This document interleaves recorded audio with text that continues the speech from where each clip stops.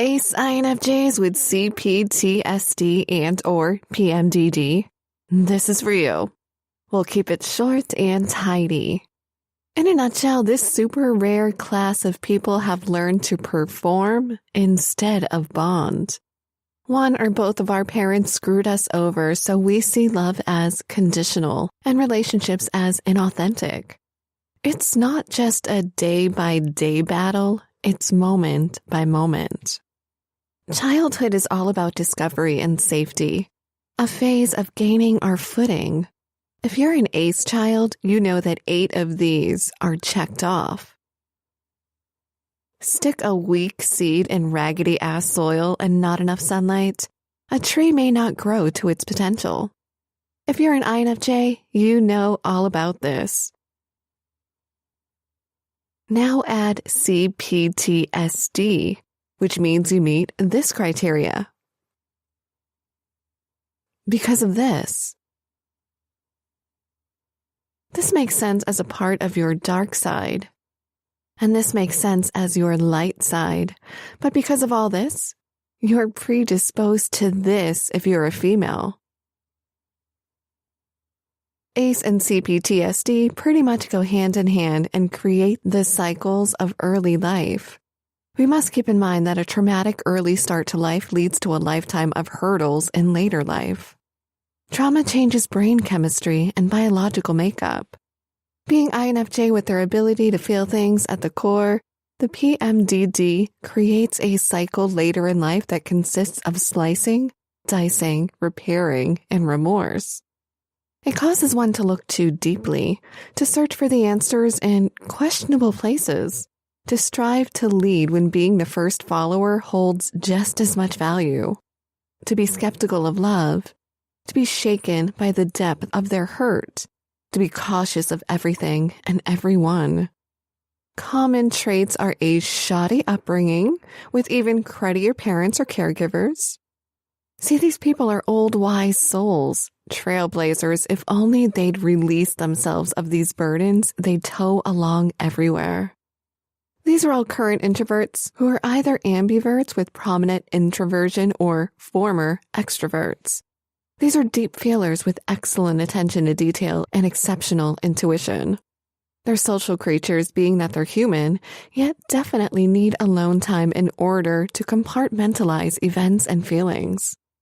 They're pensive, a bit melancholy, contemplative. This comes from lived experience. They are hyper-vigilant in the now, skeptical of tomorrow, all based on yesterday's. Their natural-born sparkle had been dimmed by those who hurt them without regard, used them, abused them, left them in the dust. All the hurt that hurt more by being a deep feeler caused cracks in their shells and a bleak outlook. So where does all this hurt come from anyway? And why does it hurt at such a deep level? Because victims of childhood trauma and or abuse gives us a certain aura. It causes an individual to turn either dark with a fuck the world type of attitude that stems from a lifetime of bullshit, monkey see, monkey do, or to become super soft, sensitive, vulnerable in a way. Not to mention most of the outside world sees us as mysterious and sometimes weird. Being quiet yet vocal when they see a good use for their voice and being super tough yet undeniably sensitive all gives off a vibe of inauthenticity. But I absolutely beg to differ. This means these people, if they take the right path, are eclectic, not disingenuous. Reminds me of the Gemini stereotype. I am one. People always go, ew, Geminis are two-faced. Without understanding it isn't being two-faced in the stab you in the back, shit in your soda, steal your man type of two-faced, but rather having multiple perceptions on things. So, two faces, yes. Two-faced, no. Being highly empathetic, a been there, done that thing, causes victims to become a magnet to other broken souls. They attract narcissists, addicts, misfits, the misunderstood.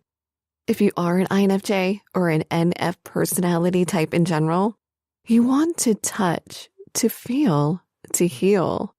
Oftentimes, these types walk alongside the downtrodden or the lost for miles and miles without regard to their own tattered shoes and calluses. Also, while most people are able to burn bridges so fast, ACE INFJs with CPTSD aren't so quick to do this. We know how it feels to be drowning while watching seas of other humans just filming us while clinging to a life raft they never offer to us. The thoughts of others in the darkness never finding the light is daunting to us. If you add PMDD to all this mess, you get all the feelings and emotions times a zillion.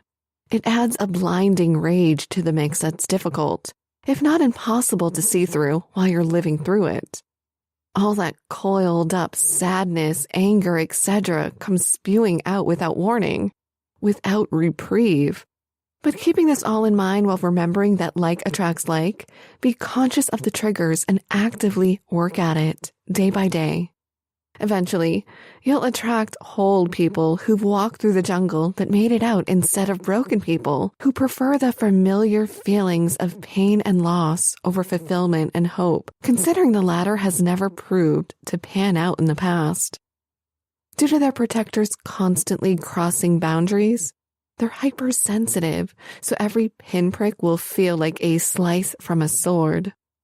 The depression these people feel come in many forms, particularly chronic depression and reactive depression. Being this type of person is misunderstood, and those who do get it find all that trauma intimidating and, oftentimes, unflattering. In today's society, you can say all you want that it's okay to be broken, or they'll always be there should you call, but we all know the truth. That being damaged goods isn't accepted with open arms. That when we call you, you may not answer because why should we rain on your parade? This not my monkey, not my circus mentality is shit, yet we all think it. If the Good Samaritan law wasn't a thing, I'm not so confident I'd see lives being saved on the news. It's a dog-eat-dog world while looking out for your pack. Now, if you're one of these people, heal yourself first before you even think about procreating. It's selfish to pass on unhealthy genes. Not all disabilities are visible to the naked eye. Some are only visible to a naked soul. To be in a relationship with one of these people, you can't just talk about the weather. Talk about the meaning behind the storms. You can't tit for tat. Swallow the tit knowing that redemption does exist. Empathy, support, nurturing, communication, and patience go a long way. If you're dating an ACE CPTSD who's INFJ with PMDD and they're pissing you the F off, just say this. Honey, we're both seeing red right now and I don't want to say anything I'll regret later. I'm going to take off for a while until I calm down. I promise I will be back and I love you. That's it.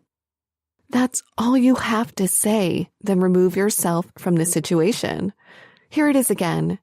Take a screenshot or pause this bad boy and grab your notebook and pencil. This way, you won't be tempted to tit for tat. Since when has adding fire to fire fanned a flame, And this way, the sufferer won't take it to heart, overwhelmed with a familiar fear of abandonment. Being who they are, experiencing what they have, people tend to leave them, sometimes with a shitty explanation and serious attitude. Other times without a single word. Poof. Ghosted. Don't prove to them their notions of being unworthy are true by leaving without a guarantee of return. These people need to talk it out, write it out. Let them feel. Let them write it out first. Toss that word salad around, then eventually they'll run out of dark clouds and start dwelling on the stars and the sunshine.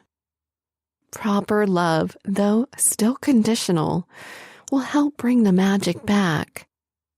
If we're patient and understanding with our houseplants, why can't we be that way with our trees? Don't block the sunlight and be the soil. We are the seedlings.